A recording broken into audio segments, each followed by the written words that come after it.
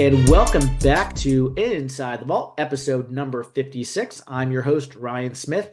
My guest today is a Panthers analyst. You can find him on Twitter at Panthers Analyst. He is Edgar Salmingo Jr. Edgar, how's it going today, buddy? I'm good. I'm good. Hi, Ryan. Thanks for having me. Yep, it's so good to have you on, Edgar. Let's just go ahead and jump right into it. Um, your 5,000 look view of the Panthers 2024 season is what? What has been kind of your overall themes and takeaways from this season as we have one game left on Sunday in Atlanta? Yeah, I think, the two big storyline arcs are, the resurrection of Bryce Young. And so after we saw his disastrous first 2 weeks, Yeah. rise from the ashes like a phoenix, and just totally look like a different quarterback from the beginning of the season, from last year, to really showing us, hey, like this is the guy, or at least this is the guy that we could rely on for next year, has really kind of energized the fan base for the following year. Yeah. And the other side, from the downside, the other story arc is like the defense. They're on the cusp of, we said we have one game left, on the cusp of allowing the most points in NFL history in a full season, and so Yeah. something's got to give. I mean, there's no way you go into the off season with potentially the worst defense in history and not make any wholesale changes. And so what they do with that defense and how they proceed with Bryce Young will probably be the two biggest takeaways from the season. Yeah. It's hard to believe kind of where we've gotten with the defense specifically and Ajero Avero. Let's start. I kind of want to break this down, but before we get there, we can just kind of go through Atlanta really quick and then kind of break it down, kind of more open space. So, what are you looking for in Atlanta on Sunday? Kind of close out the season, one more opportunity, as Canales likes to put it, as far as the Panthers on tape, both offensively and defensively. Yeah, I think, what we saw last week in Tampa Bay is, not to be a downer, not to say like, oh, it's gonna be terrible, but they're missing a lot of their big guns on offense and defense. And so Sure. last week they were missing Taylor Moton, J.C. Horn, Josie Jewell, like just up and down the line, they were just missing so many people. And so you'd like to see, at least at the very minimum, what we saw last week was flashes from Bryce Young, able to hit his big time throws. But after that, you just want to see some of the young, some people say there's a debate about should you tank, not tank, or whatever. Ultimately, what are you carrying on to next year? So Bryce Young is coming back next year. That offensive line is coming back next year. Are they going to produce? They struggled in pass protection last week, and so like Yeah. if they're all coming back next week, like they better look good because they're going to be the line starters next year.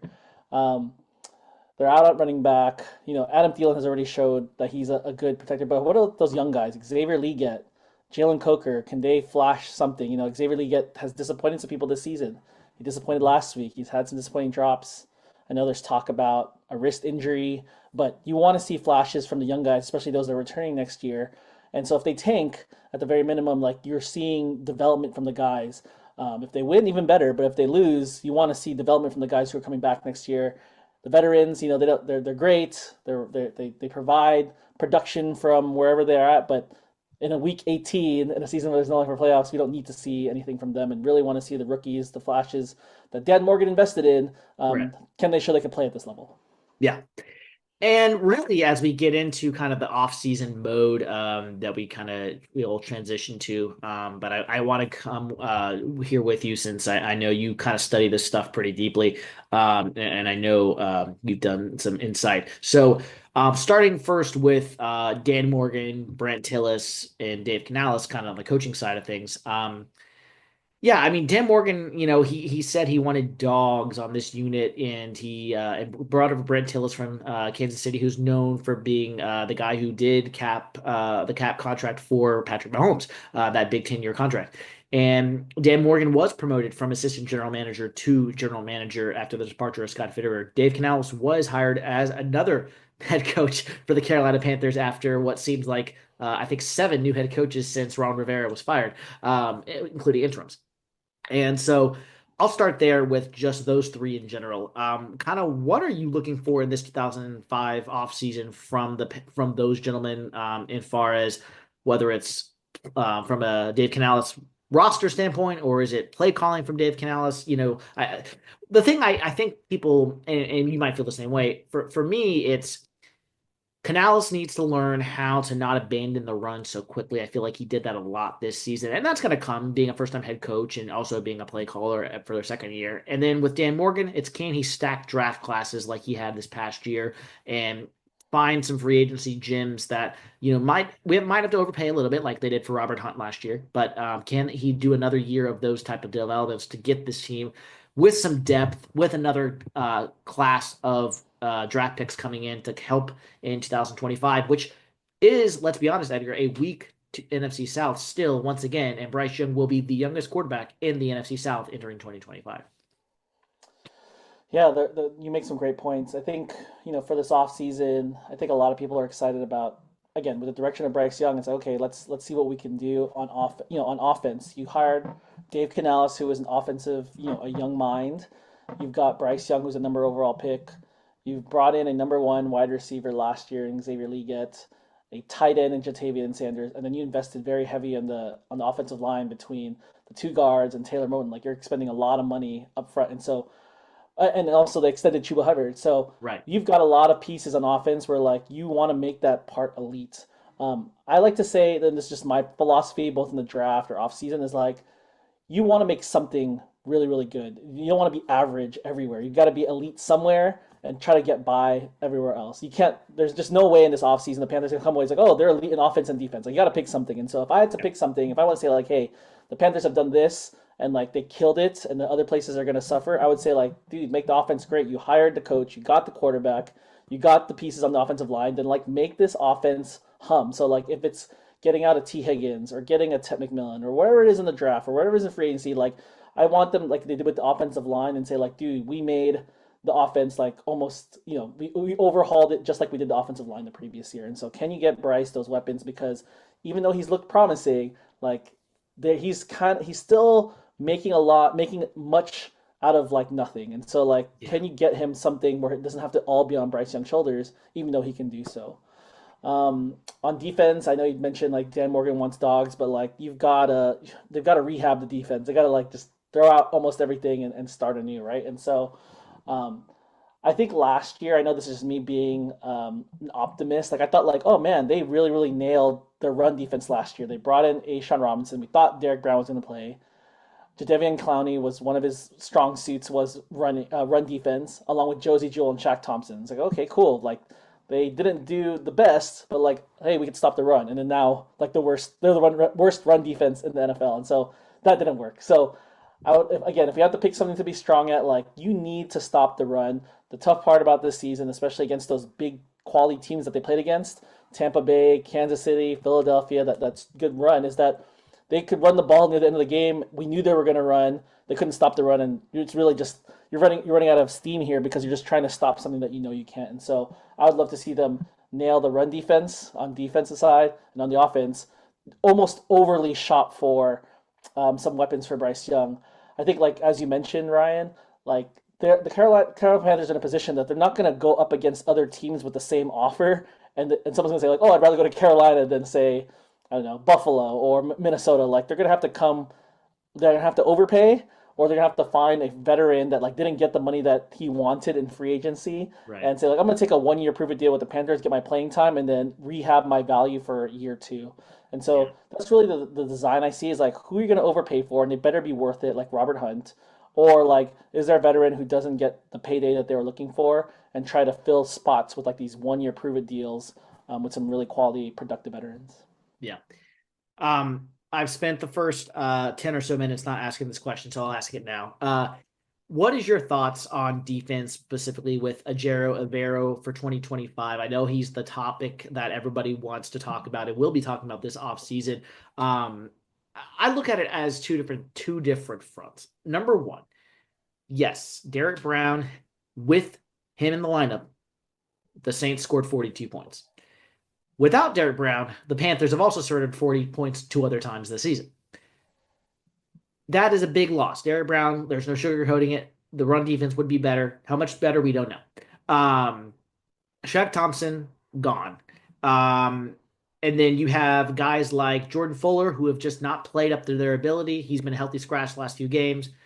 Josie Jewell has been in and out of the lineup. Trevin Wallace has gotten hurt. Now he's a rookie. Shouldn't depend on rookies that much, but he still turned out to be a decently good player. And then you've got guys like Ashawn Robinson, J.C. Horn, Mike Jackson, who have been in and out of the lineup with injuries. And then all that's to say, in the past, we've seen Ejiro Evero be able to make chicken salad with chicken other things as far as that goes. But then this year, it seems like it's not been the same when some of those guys are out of the lineup. And so my question is here. So here's my two-prong analysis. On the one hand, yes, the Panthers have had people out of the lineup who like Derek Brown all season long, and you can't fault Avero for that. He didn't expect to lose Derek Brown in week one. On the other hand, I don't think people are asking for J.C. Horn out of the lineup for Mike Jackson to be J.C. Horn, but they want to see some type of coverage on the back end. Can the Panthers still cover something, even if it's not like elite like J.C. Horn? Can they still cover somewhat well? And I think that's what people aren't seeing. And it's like, well, he can't come back from this because this is what we've seen without those guys in there. It can't be that bad, even with some of those guys still out. So, what camp do you fall into? Do you give Avero a mulligan despite these players being out, or is it no? Even with the players out, we should look better than what we are currently sustaining on defense to this point.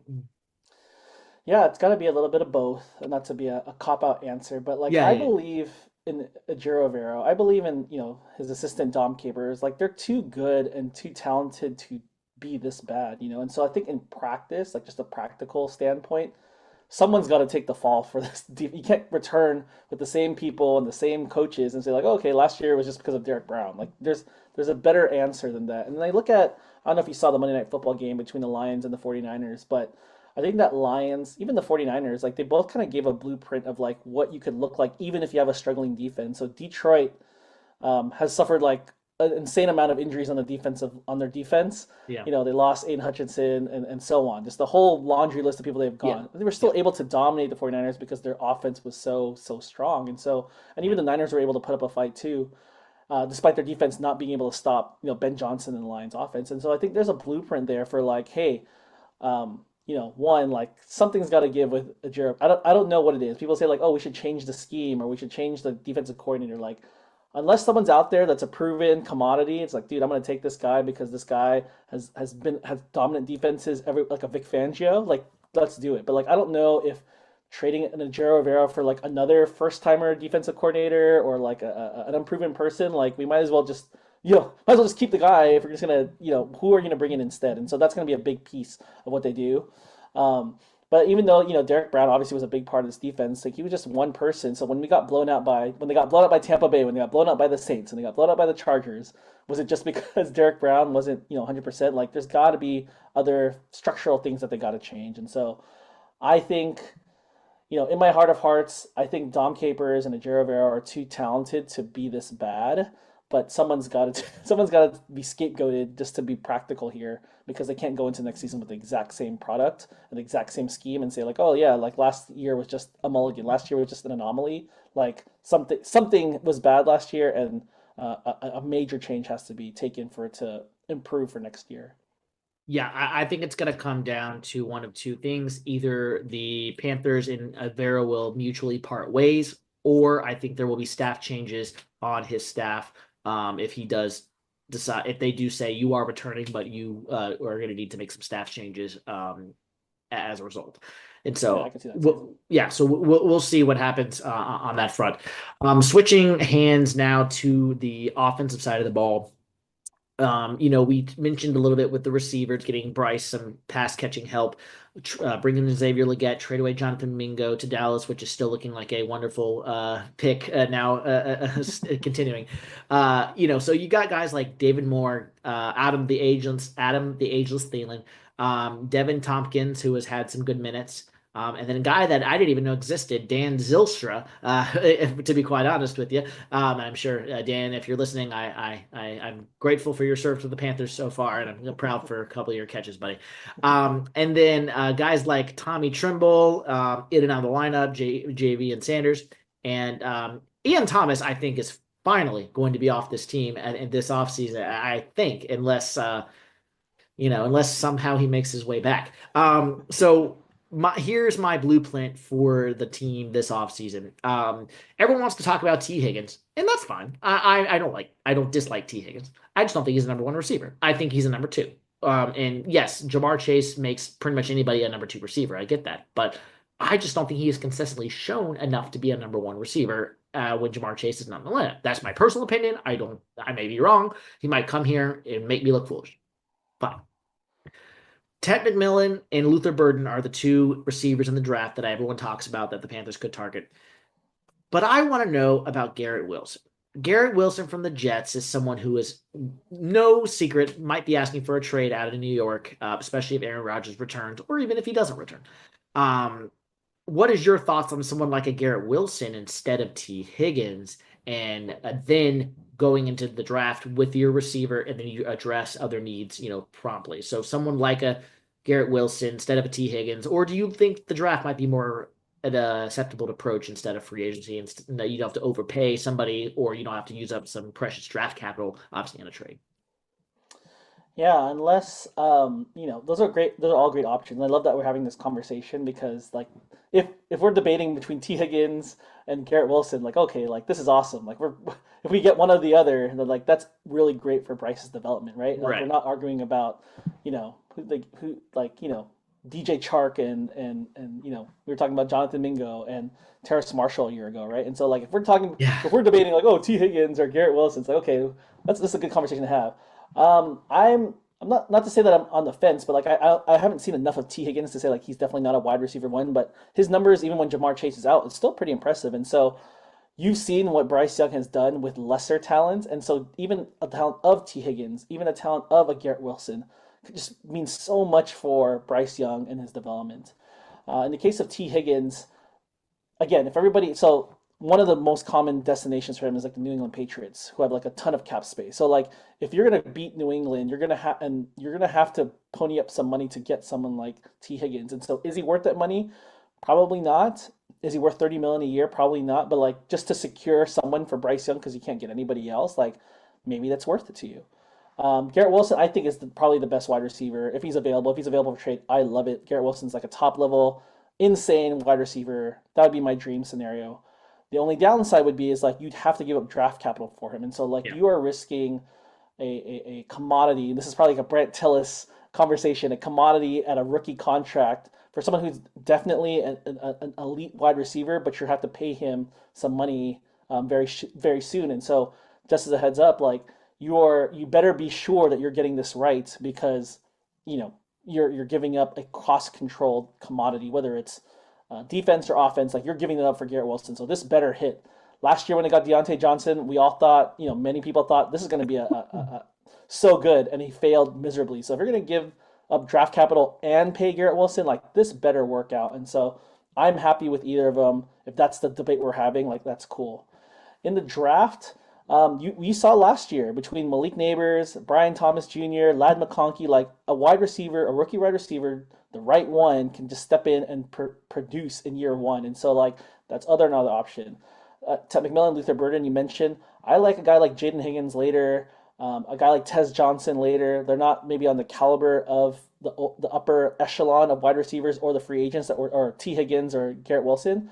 But like if they could produce like the other, all we're asking is them to produce just like other rookie wide Exactly. receivers, then like you're on the right track. And we've always dreamt of like who's going to be that young wide receiver to grow up with Bryce Young. And so it wasn't Jonathan Mingo, could be Xavier Leggett, could be Jalen Coker, and so that's a possibility. Adam Thielen, for like you said, the ageless Adam Thielen, like I think he can be great. Um, but if you have to rely on him, I mean, I don't know. I don't want to doubt him, or maybe I do want to doubt him because every time we doubt him, he does so well. And so Right. I think he Exactly. could still continue to produce as that one, two, three, at least in the top three of your wide receiver room. But if he's like the major component that you need to rely on, that's a big ask for Bryce Young. And so I think, like I said, if the conversation is these names, like I'm happy because we're avoiding people from like the bargain basement of wide receivers and Yeah. having to deal with that for yet another year in free agency. Yeah. Who do you think, when in regards to the Panthers, switching gears now, actually, because I mean, guys like Because on defense, yeah, I mean, for just a second to stay on the draft, yeah, I mean, people have talked about Mason Graham, Abdul Carter. Obviously, those are two very big names, and someone who I don't either of those guys that the Panthers would not, they can't go wrong with either of those choices, in my humble opinion. I do Mhm. think Abdul Carter presents a slightly bigger need than Mason Graham does. I think Mason Graham's would be a luxury at this point, and Abdul Carter is more of a need. That's just my opinion. And then you've got guys like I've seen people mock Will Johnson from Michigan. Mhm. J.C. Horn and Will Johnson in the same backfield would be pretty good as well, and allow the pass rush to get home a little bit easier. So yeah, I mean, there's a lot of ways you can certainly go, and yeah, we can talk more about that as we get closer to the draft, obviously in April. Mhm. Let's look at free agency for just a second. I'm going to read you some names of the people that I know are going to be free agents from the Panthers, and you tell me. We'll play an exercise game really quick. Should the Panthers do their best to re-sign him, or should they let him walk? And I'm not including people who are under contract, so there might be some people that might happen, and we'll see about those Mhm. names that come out. I'm just talking about the players who are currently their time is up. Their Okay. contract after tomorrow or Sunday is up. Um, Mhm. Andy Dalton, do you think he should come back to back up Bryce, or do you think he's going to move on elsewhere? Man, so you're saying what I predict or what we What do want you to think do? what do you think will happen? What I think will happen? I think he'll stay. Okay. Raheem Blackshear is a restricted free agent. As a restricted free agent, I think he'll stay. David Moore. I would like for them to pass, let him go on to a new venture, but I think he's staying. Okay. Jalen Coker, I think he's obviously going to stay. I think he Yeah. should be cheap, and they know they see some stuff in him. I think. Tommy Tremble. I This is a hard one. I will just say no. Okay. Ian Thomas, I think we know how we feel about that one. We'll keep it moving on Ian Thomas. I Uh, think we know how we feel on that one. yep. Um, Austin Corbett. I will say they will pass on Austin Corbett. Yeah. Last two on offense, Brady Christensen and Cade Mays, both of our starting centers last few weeks. I think they want to keep Brady Christensen bad because he's just such a versatile, I and agree. obviously injuries happen and like there's no other it's so hard to find someone like Brady Christian. Like he is a rare commodity, so I think Yeah. yes. Cade Mays, I think they would love to keep him for cheap. If someone else wants to pay him for more, he might leave. But I think if they can get him for cheap, they'll definitely bring back Cade Mays. He's just similar to Brady Christian in terms of the versatility that he brings. And I know they let him go last off season, And but yeah. again, the versatility, the backup at the offensive line, like after we saw what happened last year, like they want to keep those guys. I think one's going to go and one's going to stay. My gut tells me Brady, they value him slightly more since they already released Mays. So I think that's the direction it will go, in my personal opinion. But yeah, it could be wrong. All right, defense. Shaq Thompson. Whew, I'm gonna say no.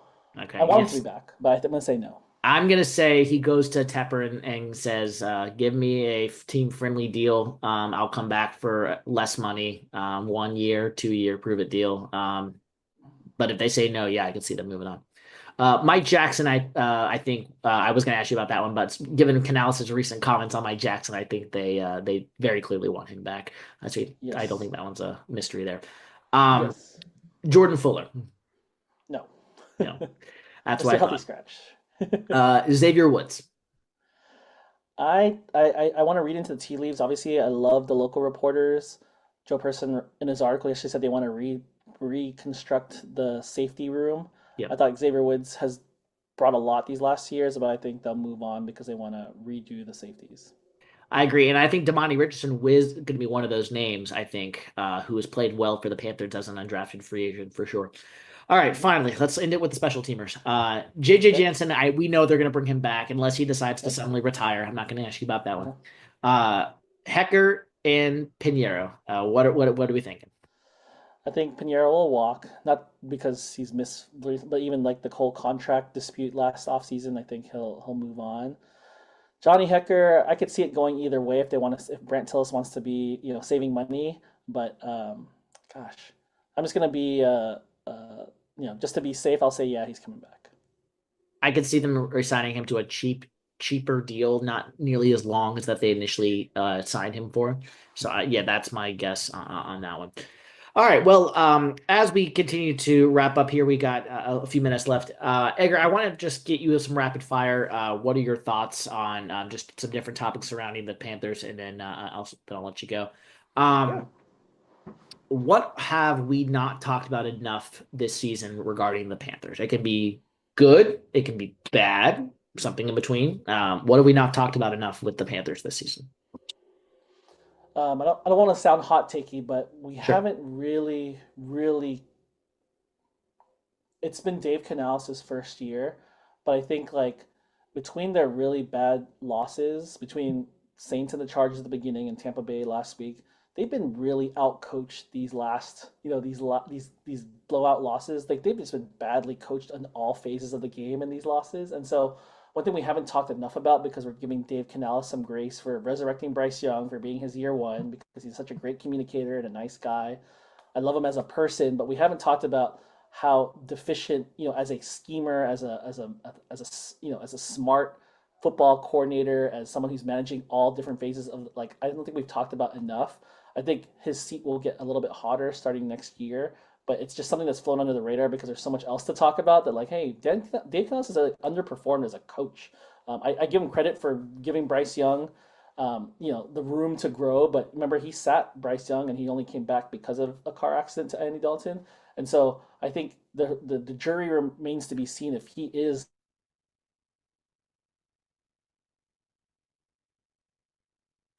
this team either to playoff contention or even beyond. And so like I think the jury's still out on that, and that's something that has flown under the radar the whole season. Yeah. And then on conversely, is there something we've kind of blown out of proportion, talked about way too much that that big of a deal, and we're making it a bigger deal than it kind of needs to be? Um, I do think it was brought up today about this whole does Dave Canales have trust in Bryce Young? Does Yep, the does he have David that? Newton of ESPN. Yep, his article. Yeah, I've had him on the podcast. Yep.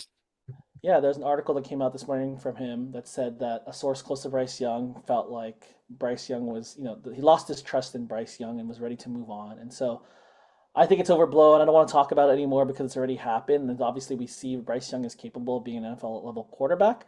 But I don't want to rehash the story Yeah, yeah, of yeah. this, relitigate the story about did you really want Bryce Young, not Bryce Young? It's like the fact is he's already here, he's already starting. Andy Dalton is, has stepped aside so that Bryce Young can play. And so, like, there's no point in relitigating if Dave Canales really wanted him, yes or no. If Dave Canales was out on him, fine. If he really actually believed in him, fine. But like, there's no, we don't need to rehash it anymore. We already Right. moved on. Let's move forward. Find some new storylines. Who is your MVP from this Panthers season? I'll give you two picks, one on offense and one on defense. Ah, gosh, I think I don't want to say but like I feel like Chuba Hubbard has had has a long stretch of being the reliable person. Yeah, It's such a shame if he didn't fumble in the Tampa Bay game, like he could be really, really responsible for so many wins this season. And yeah, there's obviously Bryce Young at the quarterback. We saw him ascend at the end of this year. Um, they wouldn't be anywhere without him. And so it's hard to pick because Bryce Young's kind of like yeah. at the end, and Chuba was like the whole season long. Sure. And so I will just say Chuba Hubbard because of the longevity, but like I wouldn't sneeze at what Bryce Young has done this season either. On defense, I have really liked, obviously J.C. Horn was the only Pro Bowler from this roster, and I think he's overlooked because of what he does. And I remember that Chargers game, like he blew up like so many, he made so many plays Yeah, just on his own. I think J.C. Horn is such a dynamic player. But I'll just go outside the margins. I'll go with Ashawn Robinson because he was a veteran. He's leading the league, leading the team in sacks, and was just even though like the run defense and everything hasn't been all that great, like imagine without Ashawn Robinson what the defense would have looked like. And I think he's been a consistent presence. He was always reliable the whole season. And so I don't want to say Coes. If I had to pick, I'd pick Ashawn Robinson, but him and J.C. Horn have really held defense together while everything else fell apart around them. yeah. And then, has there been, in your eyes, a player that has kind of been most improved from last season to this season? Someone who has obviously been on our team last year and for that two-win dreadful season. Is there anyone who's taken a step this year from last year in your eyes overall? Yeah, I mean the easy answer is Bryce Young, right? He came from basically not even playable to the best, one of the best big time throwers in the NFL. And so that's the easy comeback player of the year. If I had to go somebody outside of Bryce Young, oh gosh, um, I will say, like I'll just go with Bryce Young. There's really not much else. I mean, Chuba Hubbard took his game to another level also, so I know we use those two names, but Yeah. those two have really taken it to the next level from last year. If you asked me that question, I would probably say, without saying Bryce or Chuba, like you said, obvious answers, I would go Icky. People have been really hard on him, and rightfully so. Last year was not a good year for Icky. But this year, it seems like he's more focused. Yes, he has some dumb penalties from time to time. All offensive linemen do. Mm-hmm. But he has shown himself to be a really good left tackle in this league. Can he be better? Of course. But he has been light years from where he was last year. And I think people are starting to see that top 10 pick that the Panthers spent on him and hope he can continue to improve because next year they'll have to figure out whether they want to pick up that 5th year option or not. And I personally think they will. And we'll see what happens, obviously, down the road there. All right. Last couple, as we get you out the door, give you some Sure. predictions for this offseason. So just a prediction from what Panthers will do. Will the Panthers sign JC Horn to a long-term extension? Yes. Does Derek Brown come back next year and he's better than he was, prior his injury? Yes, he'll come back. He'll either be the same or better, not Okay. worse. Okay, good. I think Panther fans are definitely hoping for that one, let's be honest. Um, who will the starting center for the Panthers be next year? Is it going to be Brady Hmm. Christensen, Cade Mays, Austin Corbett, or somebody not on the roster? I will say Cade Mays. Okay. I'm hoping for Brady Christensen myself, but I do like Cade Mays and I appreciate what he's done. And if he is, I wouldn't hate it, in other words. Um, will the Panthers' number one receiver next year be a free agent signing or a drafted player? We won't get Hmm. into names since we don't know, obviously, all of that yet. Yeah. By the way, I like Brady Christensen too, so no Okay. slight to Yeah. him. Yeah. Yeah. Yeah. Wide receiver, I'm just gonna go off the board. I think it should be, someone they acquire in free agency or trade, Yeah. but I will just for prediction purposes, I'll say Adam Thielen again. Okay. All right.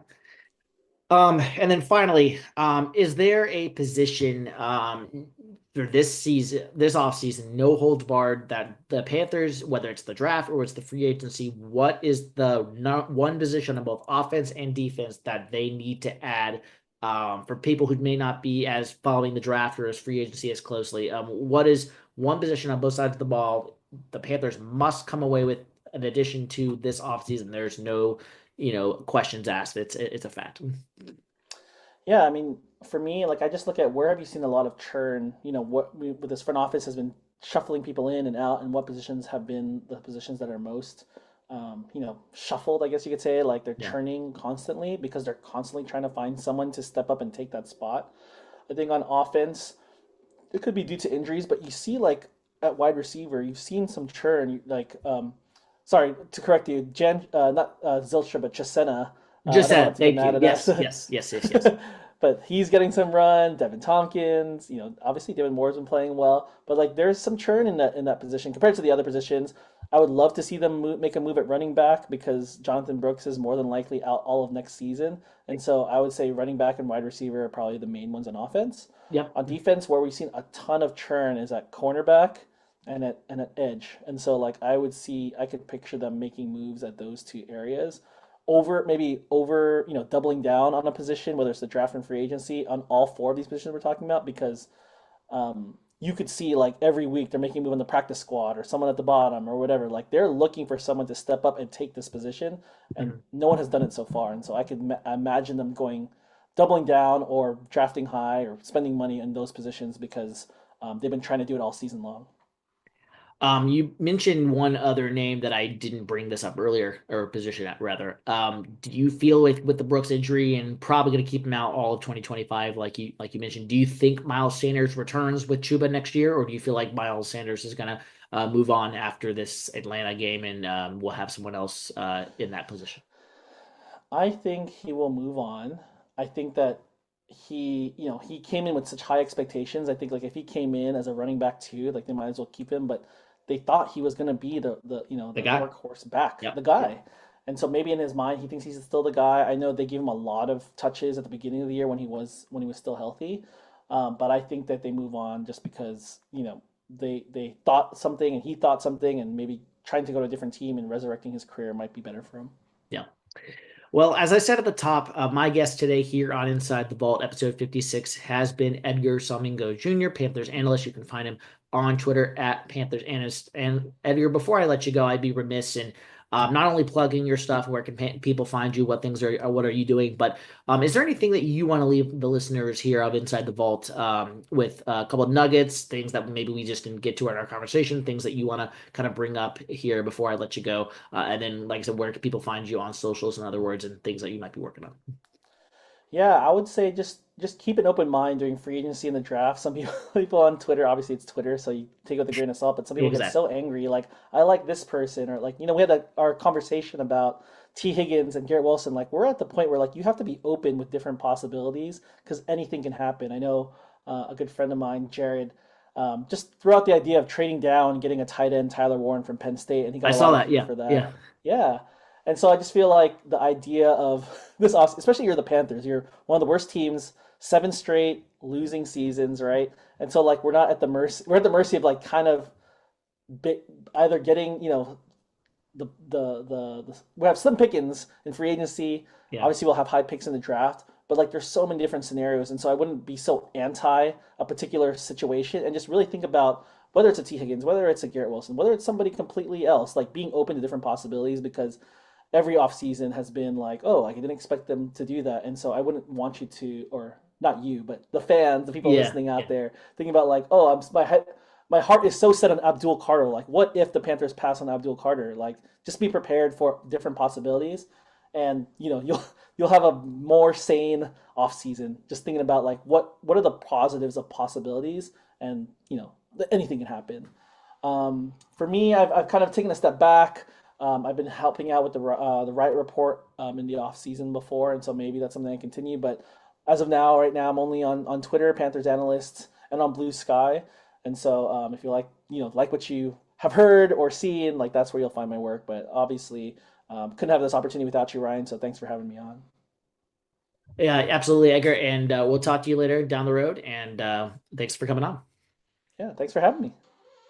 And that'll wrap up this episode of Inside the Vault, episode 56. Rate, review, and subscribe wherever you get your podcasts. And we will see you next time.